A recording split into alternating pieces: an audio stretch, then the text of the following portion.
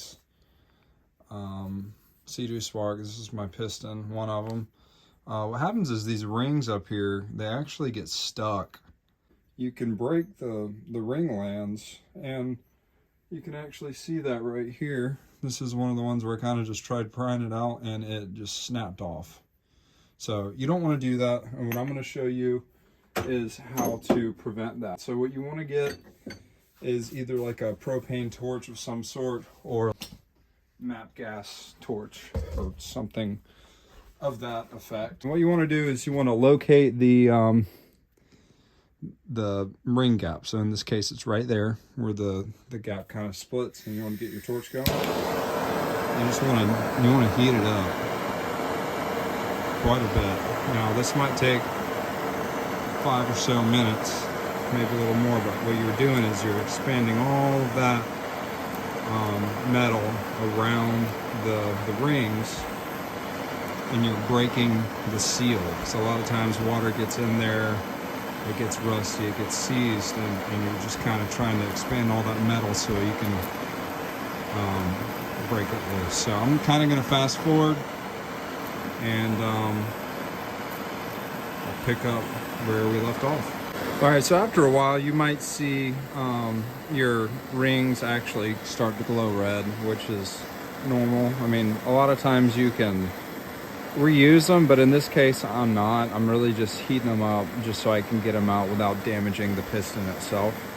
I was able to get it to move just the slightest bit, but if you have to force it, you really don't want to put too much elbow grease into it. You just got to get a lot of heat going.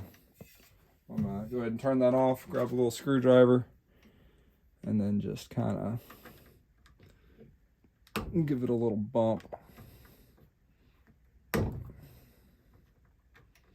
lot of times you can grab like a little hammer and just give it the slightest little tap, but like I said, if you have to force it, you really shouldn't do that. So there you go. I just got it to move. That's pretty much how simple it is. Just takes a little bit of patience, a lot of heat.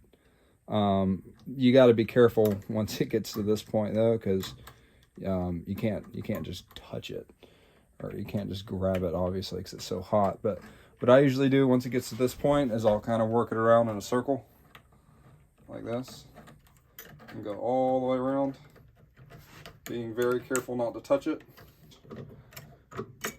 And there you are. There's your ring. So wash, rinse, repeat. Do that over and over again. It isn't that hard. It's a nice little trick. It'll save you some time and it'll save you some money, because the last thing you want to do is have to buy a new set of pistons because you tore up your lands. So same concept. We're just going to be using MAP gas this time instead of propane. For whatever reason, my propane torch decided to croak, so it's a little bit hotter than propane.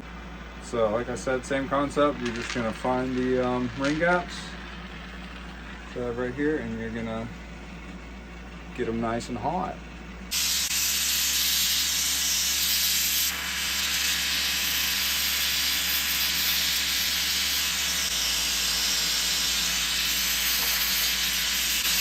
Actually, you know what? Something funny about this one. I don't know if y'all can see that, but the ring actually popped out by itself. So it got hot enough that it literally popped out by itself. So this should be relatively easy. Just run that screwdriver in there and pry it on out.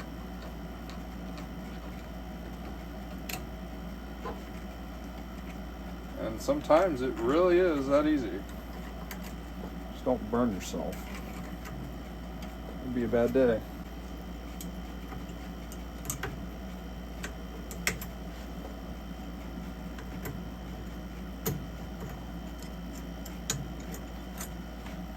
And there you have it.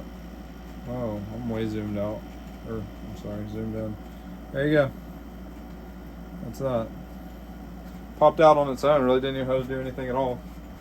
It's really that easy, guys. Just get some propane, you know, at the very least, Or like I'm using this little nap gas torch down here, and it's very helpful.